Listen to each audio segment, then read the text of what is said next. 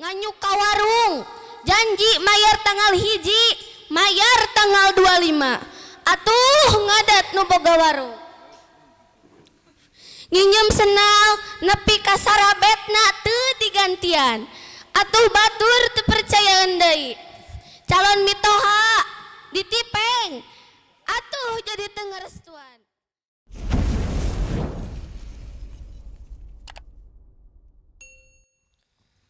Assalamualaikum warahmatullahi wabarakatuh.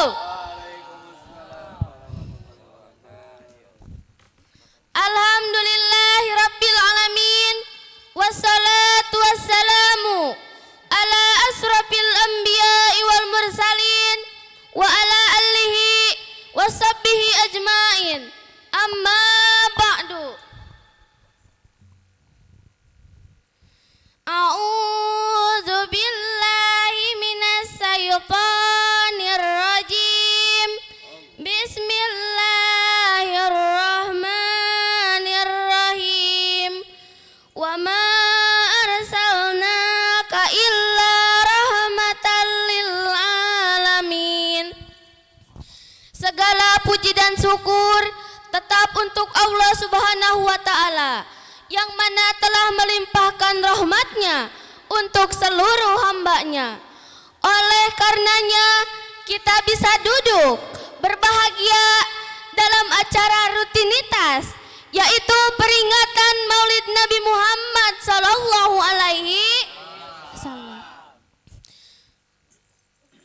Salawat dan salam tetap kita curahkan kepada Nabi paling rupawan, paling the best, paling oke, yang tiada kekurangan, the king of all king, the queen of all queen, yang akan menjadi tempat pertolongan karena syafaatnya, yakni habibana wa nabiyana wa maulana Muhammad sallallahu alaihi wasallam.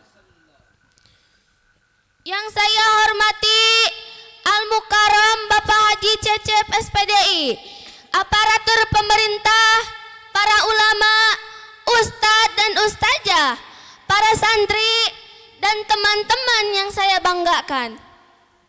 Kita sepantasnya bersyukur dengan nikmat Allah yang Allah berikan, yang begitu besar ini.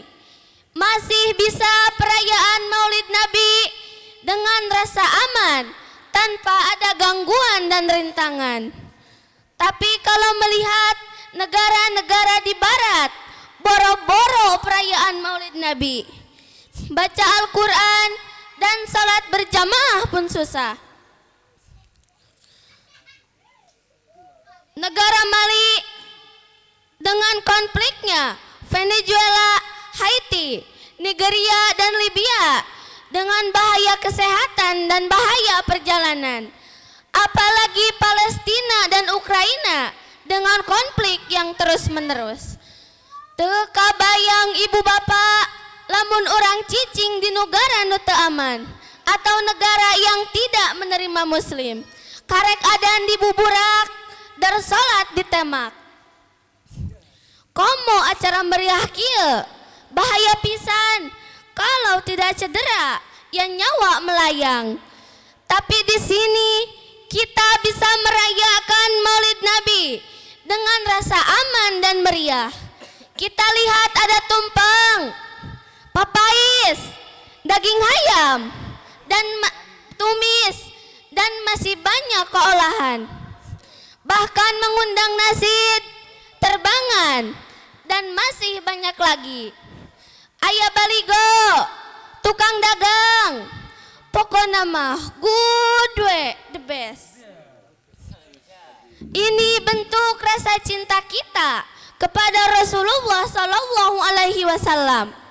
Hadirin yang dimuliakan Allah, mohon maaf sebelumnya saya berdiri di sini bukan sok mengajari, bukan sok mengerti, apalagi sok suci. Tapi saya berdiri di panggung ini ingin belajar berceramah yang mudah-mudahan mendapat kasih sayang Allah. Amin ya Allah ya Rabbal Alamin. Pleasure Allah is number one. Keridhaan Allah adalah nomor satu. Jadi kalau ada kata-kata yang salah, referensi yang salah, baca Al-Quran yang salah, hadisnya yang salah, atau tu'ur nunoroktok, mohon dimaklumi. Karena saya ada dalam ruang lingkup pembelajaran. Al-insanu mahalul hoto'a wa nisyan. Manusia tempat salah dan lupa. Hadirin yang dimuliakan Allah Subhanahu wa ta'ala, Nabi Muhammad diutus Allah sebagai tauladan, sebagai contoh umat-umatnya, terutama dalam bidang akhlak. Oleh karena itu, malam ini saya tidak akan membahas hikmah maulid Nabi ataupun sejarah Nabi, tapi saya akan membahas beberapa akhlak Nabi yang perlu kita contoh. Dan apabila kita aplikasikan sikap ini, akan menjadi penyelamat dunia dan akhirat. Mau tahu ibu bapak sifat Nabi yang menjadi kunci penyelamat dunia dan akhirat? Simak baik-baik. Pertama, sidik, jujur atau benar. Sifat Nabi yang perlu kita aplikasikan adalah berperilaku jujur, tidak berbohong, teluak leo ibu bapak. Nabi Muhammad dulu sangat jujur tiada tanding.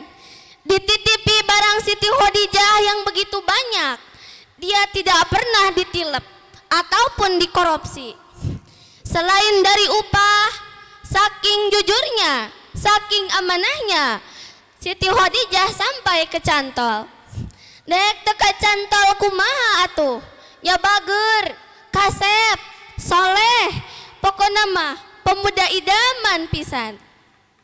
Saking jujurnya, saking amanahnya, Nabi Muhammad mendapat julukan Al-Amin.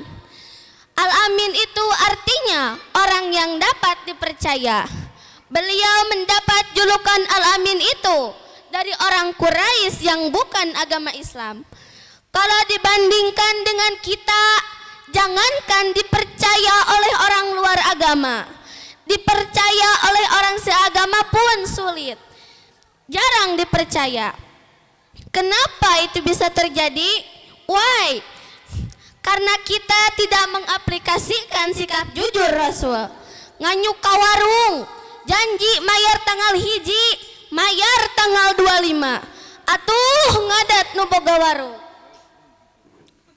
Nginjem senal nepi ka sarabetna teu digantian. Atuh batur teu percayaan deui.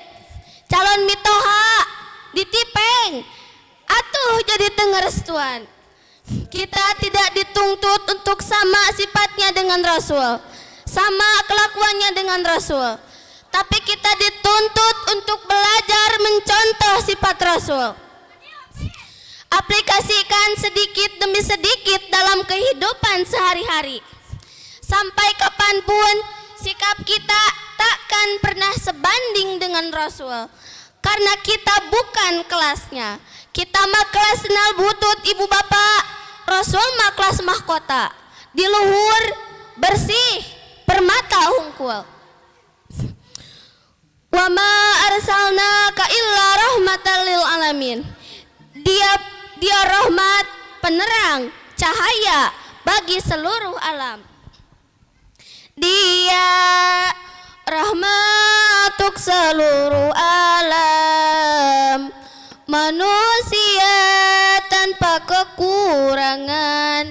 Salawat kunci syafaatnya, penolong untuk umatnya.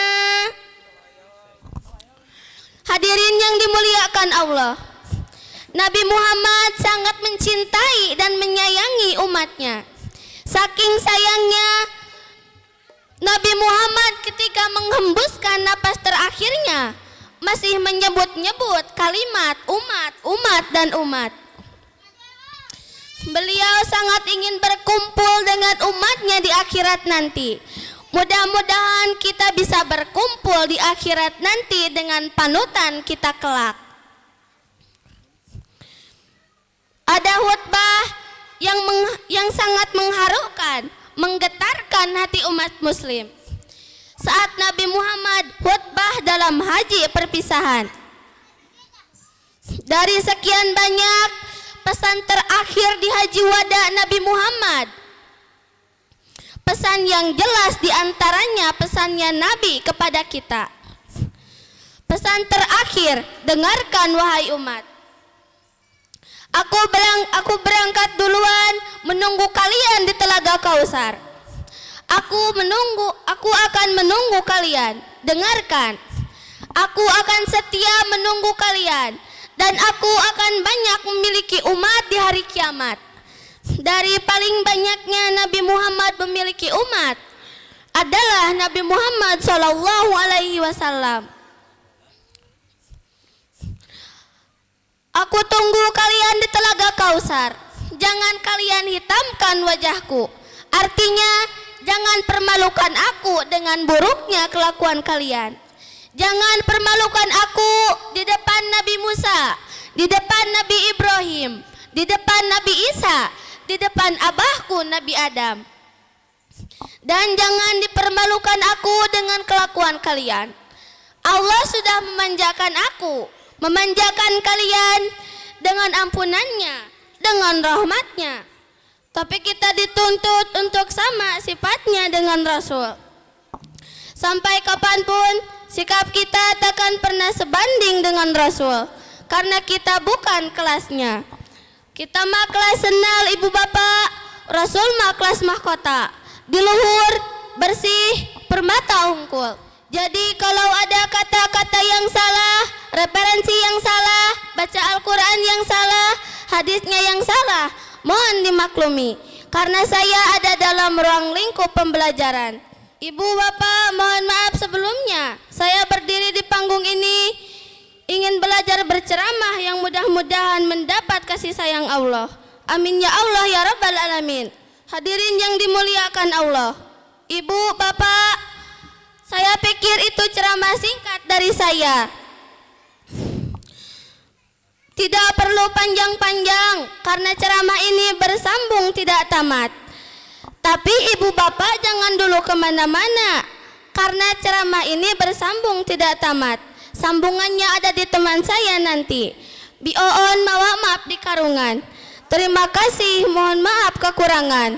Wassalamualaikum warahmatullahi wabarakatuh.